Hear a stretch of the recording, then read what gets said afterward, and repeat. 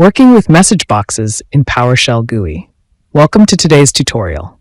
In this video, we will learn how to work with message boxes in a Windows Forms application using PowerShell.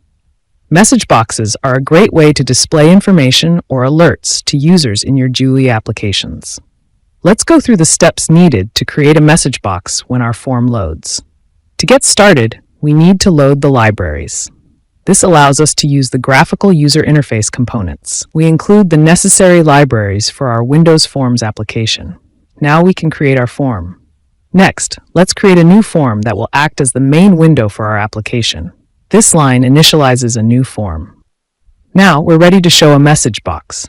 Now, let's implement the functionality to show a message box immediately when the form loads. Here, we use message box to display a message box with the text Hello World.